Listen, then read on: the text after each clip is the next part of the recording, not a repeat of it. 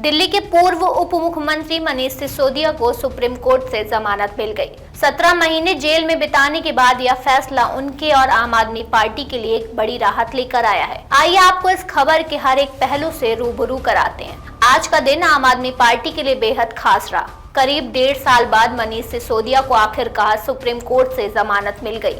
अदालत में न्यायाधीश BR गवई और KV विश्वनाथन की बेंच ने यह फैसला सुनाया, जिसमें उन्होंने कहा कि बिना सजा के किसी भी व्यक्ति को इतने लंबे समय तक जेल में रखना न्याय का मजाक होगा। इस फैसले ने आम आदमी पार्टी को नई उम्मीद दी है और उनके चुनावी अभियान में नई ऊर्जा का संचारण किया है, जिस पर सौरभ भारद्वाज ने मनीष सिसोदिया की रिहाई से हमारी पार्टी को नई ताकत मिलेगी। अब हम और मजबूती से जनता के हितों के लिए काम करेंगे। सिसोदिया जी का बाहर आना हमारे लिए एक बड़ी राहत और बड़ी जीत लेकर आया है। दिल्ली के शिक्षा क्रांति के जनक मनीष सिसोदिया को, जिनको एक झूठे केस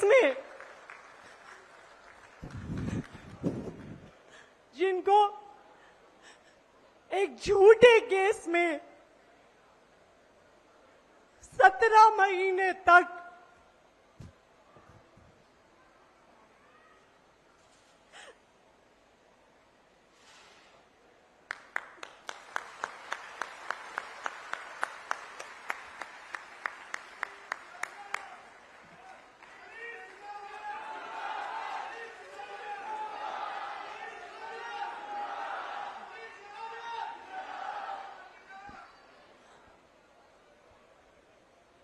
जिन्हें 17 महीने तक एक झूठे केस में फंसाकर जेल में रखा गया।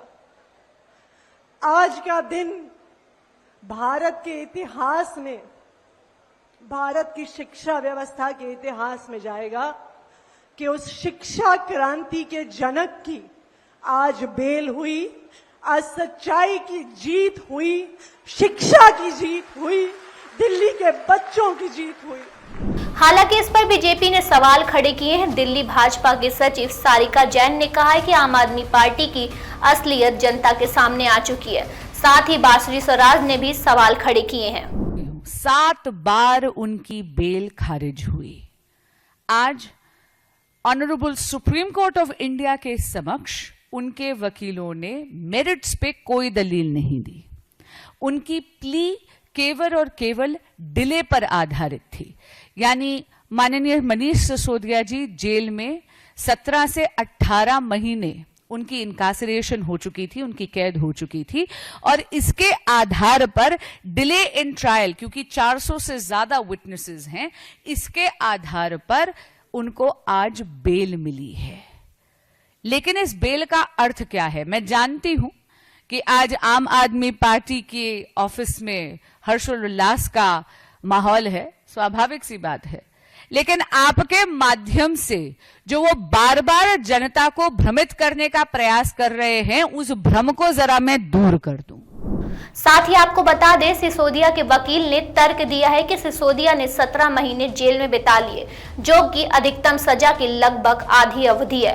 अदालत ने इसे सजा की आधी अवधि मानकर उन्हें जमानत दी है। हालांकि अदालत ने यह भी स्पष्ट किया है, अगर सिसोदिया ने गवाहों को प्रभावित करने की कोशिश की तो उन्हें फिर से जेल भेजा जा सकता है। इस बीच आम आदमी पार्टी के भीतर उत्साह का माहौल है। पार्टी के नेता मानते हैं कि सिसोदिया की वापसी से चुनावी अभियान में नई जान आएगी, खासकर दिल्ली और हरियाणा में।